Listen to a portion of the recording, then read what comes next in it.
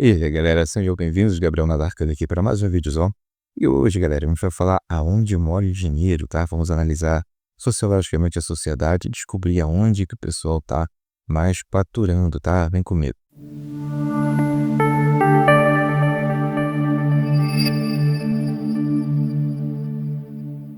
É o seguinte, galera, então, antes de chegar nessa conclusão, a gente precisa entender algumas necessidades básicas do mercado, né?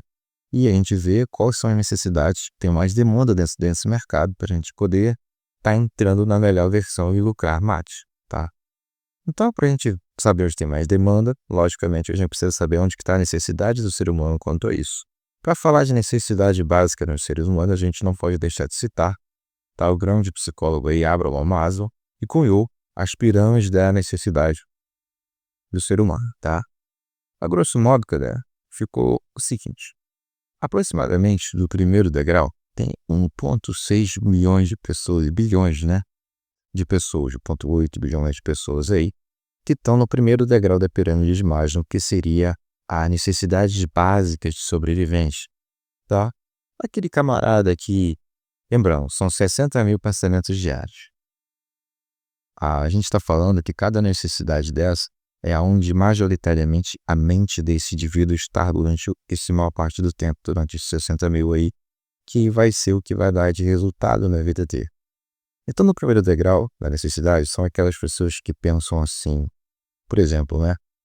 Bom, eu preciso. Necessidade básica de sobrevivência, seja ela higiene, saúde ou até mesmo alimentação, tá?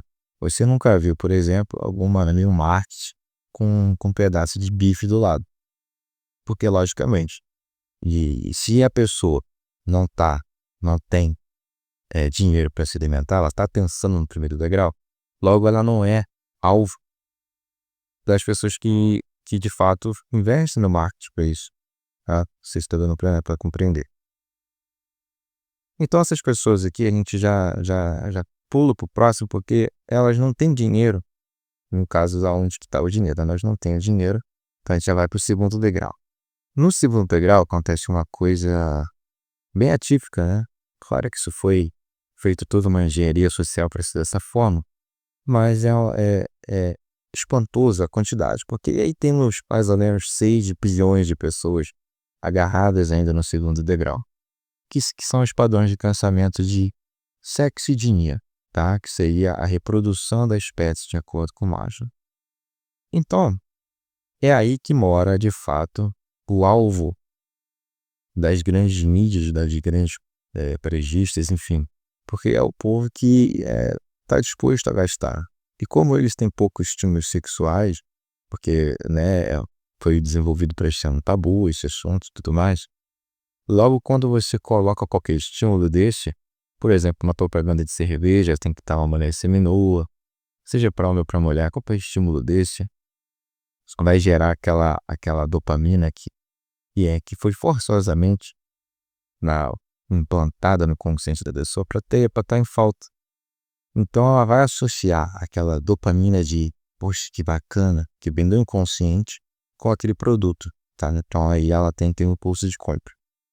Então no segundo degrau é onde de fato mora a grana, tá? Então qualquer produto que não fala explicitamente, mas que cite inconscientemente sexo, reprodução da espécie, associada a qualquer outra coisa, vai vender muito, tá? Vende muito. E aí a gente tem diversos exemplos aí, tá? Posso estar colocando algumas coisas aqui, mas que são... No livro Marketing Arquétipo do Eli Couto, ele consegue explicar muito melhor isso que eu estou dizendo em detalhes para vocês que querem saber. Tem de graça aí do Google, só baixar, tá? E vocês vão entender. E aí tem o terceiro degrau. O terceiro degrau seria poder, tá? Que é você deixar de se preocupar com essas questões do segundo degrau, de relacionamento, no inconsciente, tá, galera? De ganhar dinheiro assim e começar a se preocupar de fato com o poder, tá? E a gente pode colocar quem pensa assim, analisando socialmente as pessoas. São os políticos. Essa classe de fato que quer ser governante, os parlamentares, a grosso modo. Eles de fato querem controle, o poder, tá? Já deixaram de se preocupar com o segundo degrau. Mas aí também não tem tanta gente assim, né? Se a gente colocar todos os parlamentares do mundo, de todos os países, a gente chega aqui, 2, 5 milhões de pessoas, tá? Estamos bem para mais mesmo. São pouca gente.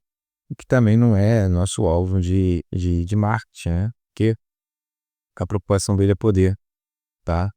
E não status social para parecer ter poder, como você. Isso aí seria pessoal do segundo degrau.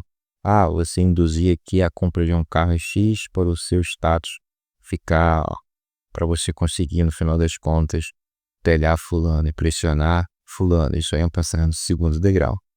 Agora, quem de fato está no terceiro, ele quer poder, então a gente já não tem que ser muito passado em questão de marketing, né? São aplicações. E também são poucas pessoas. Agora, já no quarto degrau, a gente tem aí, eu tô falando a grosso modo, tá, galera? A pirâmide é muito mais detalhada, muito mais explicada socialmente, mas para vocês entenderem aqui num vídeo de 10, 15 minutos, vai ser assim. Então, no quarto degrau, a gente tem o autoconhecimento, tá? Que aí vão buscar entender isso aqui que vocês estão entendendo. Porque, basicamente, você entender simbologia, você entender a estrutura social, como que de fato o inconsciente trabalha, como que de fato você faz vender, isso aí é para meia dúzia, é o menor número ainda, tá? Vou ter, por exemplo, eu tô gravando aqui com o telefone, eu vou contar essa historinha para vocês. A maçã mordida, tá? A maçã mordida, o que que toda a humanidade tem na mente que faz referência inconsciente como a maçã mordida? Pois é a historinha do Jardim do Éden, ó. Se você analisar a história que todos têm, você consegue ver que seria o fruto do desejo, né? É o que a história nos diz, inconscientemente é o que a gente entende, subentende daquilo.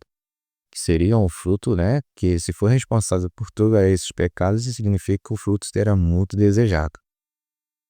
Então, quem desenvolveu essa da maçã mordida, né? Steve Jobs teve uma excelente sacada colocando isso.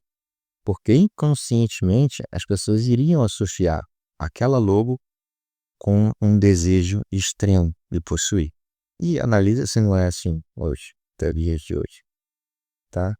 Ou seja, saber simbologia, isso é só um dos exemplos, tá, galera? Mas não pense que as coisas são por acaso, não, que tudo é muito bem pensado para o teu controle. Inclusive, por isso que essa marca é exemplo, né? Ela tem PIB aí, tem um valor de mercado que vale mais do que muitos PIBs de alguns países. Então, simbologia, mensagem para o inconsciente, marketing oculto, é uma coisa que deve ser entendida e não deve ser subestimada, né? Que te faz ter um poder extremo na mente de quem vê aquilo ali. E sua única solução, sua única arma de escapar disso é conhecendo de fato, tá? Dá parado para analisar, analise aí na casa de você os shampoos, ou essas coisas de comércio, sempre tem uma pegada fálica, uma pegada sexual, uma gota escorrendo. Analise com outros olhos que vocês vão entender. A mensagem não é para o seu racional. O racional do seu cérebro representa apenas 5% do que você é. O seu inconsciente junto com o seu subconsciente é o que representa a maior parte. Então a mensagem sempre para o subconsciente, que vai despertar você, querendo ou não, aquele neurotransmissor X, seja dopamina, serotonina, oxitocina, ácido do gado, uma série deles que vão despertar aquele impulso. Por exemplo, a pessoa, você falou brinde para alguém, já ativa os neurotransmissores que você se acha devedor, que você precisa ter uma reciprocidade, porque a nossa sociedade está pautada em uma situação de troca. Então, você ganhou um brinde. Toma cuidado, porque se você não entende essa palavra, tem um poder muito forte.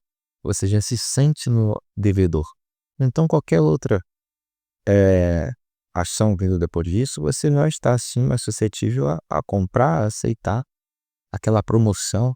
E tem gente que é muito menos sensível a isso, né? Vê promoção, vê não sei o que, já entra, compra, depois se arrepende, comprou por impulso. E esse impulso só é controlado uma vez que você entende de fato como que funciona. Galera, e aí tem o quinto degrau, que é a espiritualidade. Você deixa de se preocupar com aquilo, que é até mesmo bíblico, né? É, só que aí, né, tá a minoria da minoria, vamos botar que aí é o 3% de toda a humanidade. Talvez esteja até falando, falando muito, que seja até menor esse número, tá, galera? Mas no quinto degrau, como é bíblico, né? Buscar o reino dos céus e tudo mais será acrescentado, significa que você está buscando de fato a comunhão com o todo, com Deus ou com Jesus. São as pessoas que estão mais preocupadas em buscar essa intimidade. Logo, ela tem tudo, porque tudo mais não será acrescentado. Tá? Ela deixa de se preocupar com aquilo. E como que a gente faz para galgar os degraus? Deixando de se preocupar, tendo uma autoanálise nos nossos pensamentos e passando a buscar esses pensamentos superiores, né? Não tem jeito, se você estiver no segundo degrau, você vai começar a pensar em poder, tá? A ascensão do seu império, seja ela ser como um governante de subordinados, onde você quer ter uma empresa, tá? Você já está montando seu padrão. Mas também você vai entender que poder é uma pirâmide pequenininha, não tem espaço nem glória para todo mundo. Então você solta esse poder também, o soltar da filosofia taoísta, né? Você deixar de se preocupar com aquilo, pensa em outra coisa. Automaticamente você vai cair no autoconhecimento, vai começar a buscar as coisas, entendimentos, vai estudar de como é feita a matéria.